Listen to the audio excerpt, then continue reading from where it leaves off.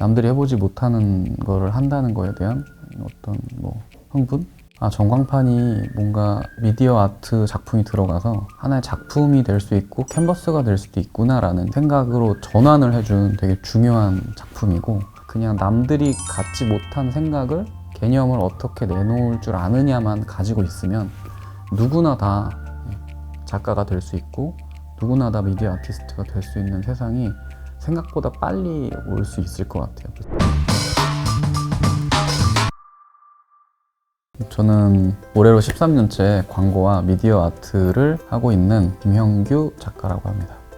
대중들이 많이 친숙한 미디어 아트의 대표적인 사례를 꼽자면 프로젝션 매핑이라고 해서 건물에 빔 프로젝터를 투사를 해서 거기에다가 어떤 색깔이나 입체감을 주는 프로젝션 매핑, 이제 흔히 미디어 파사드라고 하는데요. 미디어 파사드의 붐을 조금 끌고 왔던 작품이 그 삼성동 코엑스에 있는 그 LED 전광판이 있습니다.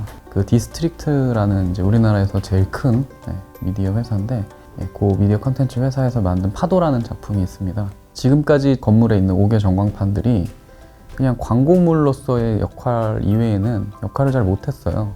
그 작품이 나오면서 전광판이 뭔가 미디어 아트 작품이 들어가서 하나의 작품이 될 수 있고 캔버스가 될 수도 있구나라는 생각으로 전환을 해준 되게 중요한 작품이고, 그걸 통해서 서울 시내에 있는 웬만한 건물들에 없었던 전광판이 무수히 많이 생겨나고, 저는 그 컨텐츠가 그런 영향을 준 것 같아서 아마도 대표적인 사례고 사람들이 관심을 많이 갖게 한 되게 좋은 컨텐츠인 것 같습니다.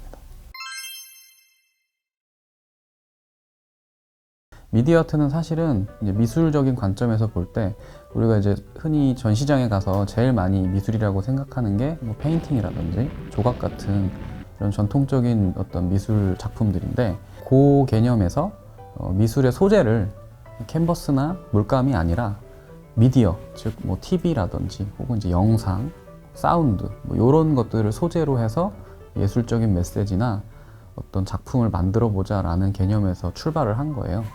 특히 이제 미디어 아트에 대해서는 미디어 아트의 거의 아버지뻘 되는 분이 백남준 선생님인데, 그 전까지는 미술이라는 게 미술관 안에서 조각이나 이 페인팅 이외에는 이 소재를 뭔가 다른 걸로 바꿀 생각을 사람들이 못했어요. 특히나 TV나 라디오가 나온 지 몇십 년이 지난 시점에서 그것을 미술의 소재로 가져다 쓸 생각을 못했는데, 백남준 선생님이 TV를 소재로 가져다 쓰셨거든요.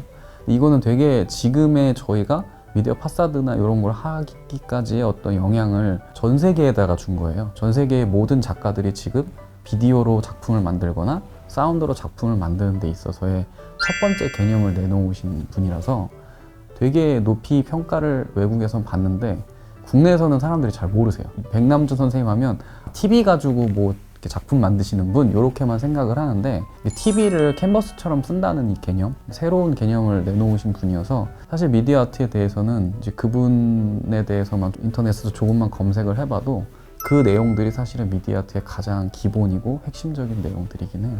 그래서 미디어 아트라는 게 결국에는 이제 소재적으로 사운드나 영상 같은 것들을 활용한 그런 것들 모두 다 미디어 아트라고 보시면 됩니다. 창작자로서 미디어 아트의 매력이라고 한다면은 우선은 아무도 안 해본, 아무도 다뤄보지 못한 건물을 캔버스로 사용한다는 면이 제일 큰 것 같아요. 사람들은 보통 그림을 그릴 때 캔버스를 받거나 아니면 조각을 할 때 형상을 생각을 하는데, 미디어 파사드 같은 경우는 애초에 저한테 이제 어떤 건물이라든지 뭔가 이런 오브제들이 주어지면서 그 오브제에 대한 이제 고민을 하고 그 오브제를 제가 아예 새롭게 변형하는 거다 보니까 남들이 해보지 못하는 거를 한다는 거에 대한 어떤 흥분? 그거에 대한 매력이 되게 크죠. 근데 힘은 듭니다. 관객들이 느끼는 미디어 아트의 매력은 아마도 그 대형화된 스케일 이런 거에서 지금 요즘은 많이 느끼실 것 같아요. 일단은 저도 미디어 아트를 하고 있지만 제 작품을 전시했을 때 이제 전시장에서 아티스트 토크 같은 걸 하다 보면 작품의 의미에 대해서 많이 되게 물어보세요. 근데 일단은 현대미술이라는 것 자체가 기본적으로는 이제 관객이 이 작품을 어떻게 해석하느냐에 따라서 개개인의 해석이 되게 중요한 거지. 이 작품을 이렇게 꼭 바라봐야 된다라고 정해주는 건 아니기 때문에 자유롭게 즐기는 것은 일단은 중요한데, 전시장에서 배포하는 어떤 유인물이나 어떤 인쇄물 같은 거에 나와 있는 기본적인 작품에 대한 정보, 작가가 대략은 이런 의도를 가지고 있다라는 것들을 알고서는 보는 거는 작품을 바라보는 관점이 되게 달라져요. 미디어 아트의 최신 경향은 사람들이 이제 관심을 갖기 시작하고 열광을 하니까 이제 스펙타클이 좀 더 커져야지 사람들한테 주는 감동도 더 커지는 거예요. 네. 건물도 10층짜리 지어서 사람들이 우와 하면은 그 다음에 15층을 지으려고 하고 20층을 지으려고 하다 100층까지 가듯이 작품도 조금 이렇게 대형화되는 경향이 있어서 아무래도 조금 규모를 키우는 게 지금 전체적인 분위기입니다. 5개 전광판이 되는 그런 미디어 스크린도 그렇고, 미디어 파사드를 하는 건물들도 그렇고, 안 해본 것들 혹은 이제 규모가 큰 것들을 조금 더 시도하는 경향들이 좀 있고요. 미디어 아트는 당연히 생활 속으로 더 다가올 건데 아마 양분화될 거예요. 아까 말씀드렸던 대형화되는 것들은 저희 같은 전문가들이 좀 더 이제 할 수 있는 무대가 좀 넓어질 거라고 저는 보고 있고요. 이게 시장이 커지려면 대중들의 반응이 있어야 되는데 대중들이 너무 좋아해요, 지금. 기본적으로 미디어 파사드, 미디어 퍼포먼스 한다고 하면은 막 관객들이 몇만 명씩 들어가지고 막 줄 서가지고 보고 막 이러다 보니까 기본적으로 그것들을 실행하는 기관이나 기업들이 되게 좋아하고 있어서 이 시장은 제가 볼 때 앞으로 향후 한 5년 동안은 되게 커질 것 같아요. 이제 전문가들의 시장은. 그럼 반대로 이제 그 일반적인 관객들 혹은 이제 우리가 집에서도 즐길 수 있는 그런 시장도 지금 되게 많이 성장을 하고 있거든요. 그리고 지금 이제 뭐 NFT라든지 이런 것들이, NFT가 물론 이제 투자의 목적으로 사람들이 그걸 사서 내가 그거를 뭔가 다시 되팔아갖고 돈을 벌려는 분들도 있지만 진짜 즐기려고 NFT를 하시는 분들도 있거든요.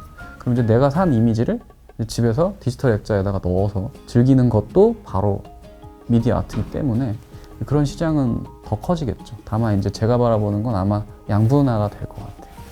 마지막으로는 이제 지금 이제 상호작용이 일어나주는 쪽으로 흘러가요. 그래서 이제 인터랙션이 되는 인터랙티브 아트. 이제 예를 들어서 광화문 건물에 내가 움직이는 게 바로 반영이 되려면 예전에는 그게 실시간 반영이 좀 어렵고 한 뭐 5초 이상, 10초 이상의 딜레이가 있었는데 이제 그런 것들이 점점 줄어들고 있어요. 장비들이 발전하다 보니까 컴퓨터들도 더 좋아지고, 그래서 좀 인터랙티브 아트 쪽이 미디어 아트에서는 또 조금 이제 갈래로 나와서 되게 많이 좀 발전을 하고 있어요. 데이터 아트라 그래서 가령 예를 들자면 저희가 광화문에다가 그 프로젝션을 했는데 이 광화문 주변에 아메리카노가 몇 잔 팔리는지를 실시간으로 데이터를 받아서 그걸 가지고 색깔을 바꾼다든지, 그래서 갑자기 점심시간에 사람들이 아메리카노를 너무 많이 먹으면 빨간색으로 바뀌고, 갑자기 또 한 2시쯤 돼가지고 이제 사람들이 좀 덜 먹으면 파란색으로 내려가고, 뭐 이런 식으로 이제 데이터 아트가 인터랙티브가 이제 좀 접목이 돼서 뭔가 이제 새로운 또 약간 장르로 나오는 경향들이 좀 있어요. 그래서 실시간적이고 약간 상호작용적인 부분들도 요즘 가장 가까운 미래의 가장 큰 추세입니다. 두 번째는 아무래도 지금 전체적으로 메타버스나 인공지능 이런 것들에 대한 관심들도 많고, 특히 인공지능 기술이 좀 많이 빠르게 성장을 하면서 이제 이런 작품들을 할 때 사실 시간이 많이 드는 이유가, 실제로 저희가 당일날 투사하기 전에 훨씬 전에 미리 그 프로젝터를 투사를 해서 거기에 있는 소스들을 일일이 하나씩 사람이 다 이렇게 본을 떠요.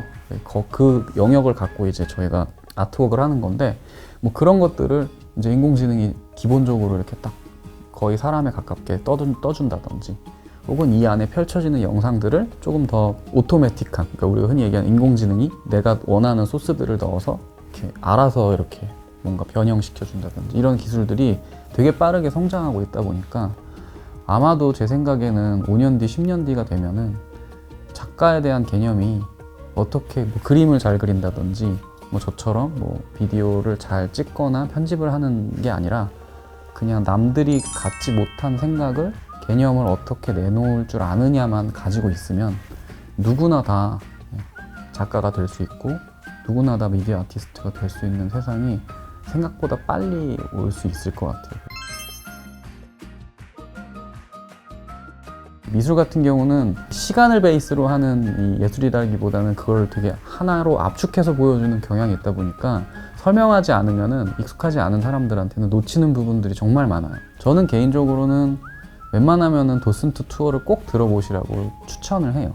뭐 어떤 음악이나 영화도 배경 지식을 가지고 보는 것과 그냥 듣거나 보면은 깊이 못 빠져들잖아요. 그래서 어떻게 보면은 그 설명을 듣고 또 내가 조금 더 찾아보고 그리고 그런 것들을 또 바탕으로 뭐 지적 호기심을 조금 충족시키면서 전시장을 둘러보시는 게 크게 도움이 되실 겁니다.